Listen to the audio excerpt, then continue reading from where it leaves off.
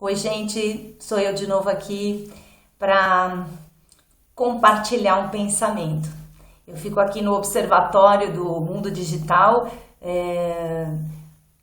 avaliando a nossa profissão, avaliando o fitness, avaliando as aulas de ginástica, comparando com coisas que eu já fiz.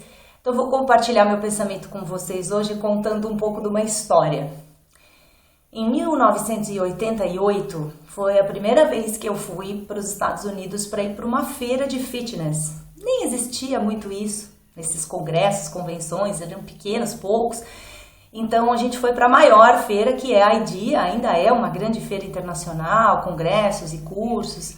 E aí eu fui para essa feira, uma feira grande, gigante, cheia de estandes, e ali a gente ganhava os brindezinhos dos estandes. Imagina, era a minha primeira vez nos Estados Unidos e eu tava louca, feliz da vida, ainda mais que já era a minha área, né? E voltei com um monte de sacolinha, bolsinha, squeeze, toalhinha, e a gente ganhou uma munhequeira com um tecido de toalhinha assim para enxugar a testa, tipo de tenista, só que essa munhequeira era mais grossa, um pouquinho mais alta, ela tinha meio quilo. Então a gente ganhou aquilo, sabe para quê? Era para caminhar com aquela munhequeira na mão, né? Era aquela época, né? Nós estamos falando de 1988. Era uma época em que se fazia muitos exercícios calistênicos, era a época que se caminhava com pesos no punho, nessa época também se caminhava com tornozeleiras, caneleiras nos tornozelos caminhando pela rua fora. É possível que você ainda veja isso acontecer, né?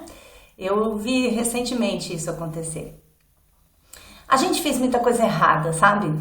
Numa época em que nós tínhamos poucas opções. Então eu vou contar algumas para vocês. As aulas de ritmos não existiam, as aulas aeróbicas eram só de ginástica aeróbica. E os saltitos, os trotes fazem parte da modalidade. Naquela época, para a gente ter mais modalidades, a gente separou a aula de ginástica aeróbica em dois modelos. A aula que tinha saltitos e a aula que os pés se mantinham mais próximos do chão. Então a gente dizia que era a aula de high impact e a aula de low impact. Então nós já tínhamos então duas aulas, high e low. E aqui misturava os dois, que era a aula de high low. Isso ia nos dando mais modalidades, né? É um pensamento meio pequeno, eu concordo. Mas aconteceu, eu mesma fiz isso muitas vezes. Aí, para completar, a gente deu aula de low impact, que era aquela aula que os pés ficavam mais próximos do chão, com halteres nas mãos. Então a gente ia fazendo os movimentos e ia usando um halter na mão. Quer ver outra coisa que a gente fez? A gente deu aula de localizada com halteres muito leves, meio quilo, por exemplo. E a gente fazia séries de 100, 150 repetições. Olha quanta coisa esquisita, né? Nós também demos aula de step com halteres na mão. Foi um furor, né? Então, o que eu tô contando aqui para vocês é que a gente fez... a gente cometeu erros no passado, na tentativa de fazer melhor. Mas ainda bem que as coisas evoluem, né? E aí nós tivemos toda uma área do conhecimento sendo desenvolvida a respeito de tudo isso.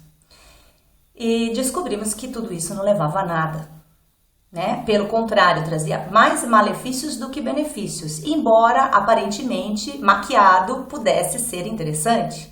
Maquiado, por fora bela viola, por dentro pão bolorento. Os clássicos são os clássicos, é treinamento cardiorrespiratório, é treinamento da força, é treinamento da flexibilidade. E isso é clássico, isso não morre nunca, né? Mas quando você quer combinar essas coisas, você tem que ter muita propriedade e muito conhecimento. Porque essas combinações, elas precisam trazer o benefício. E quando essas combinações são feitas sem esse conhecimento agora aplicado que nós temos, né? Fica raso. De novo, raso. Bem-vindas às coisas que estão de volta. Eu sinto uma volta da roupa, da comida, dos filmes, das novelas, né? Mas que sejam os clássicos. Porque se for uma combinação de modalidades da ginástica, por exemplo, e que nesse caso esteja cometendo os mesmos erros que a gente cometeu lá atrás, serve para quê? Para encher linguiça? né? Então, eu fiquei aqui pensando, eu falei, por que aulas que combinam as capacidades físicas estão vindo com os mesmos erros que a gente já sabe que não leva para a nada, nenhum lugar, né? Então, cuidado, você é um professor, você tem alunos e a sua aula tem que trazer benefícios para os seus alunos e não malefícios. A gente precisa criticar e para criticar a gente precisa entender. Então, vamos estudar. Hoje o conhecimento está disponível. Hoje não tem desculpa. Naquela época era uma desgraça ir numa biblioteca para pegar um artigo.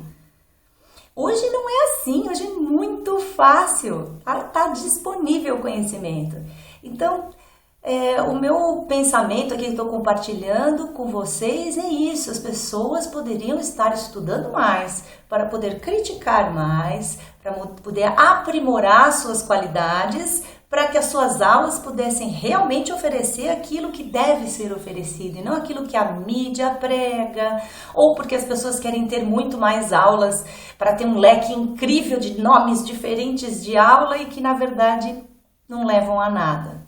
Então vou citar aqui Mário Cortella, pessoa de quem eu sou fã incondicional, que diz que a gente não aprende com o erro, a gente aprende quando a gente conserta o erro. E esses erros de aulas combinadas, a gente já consertou.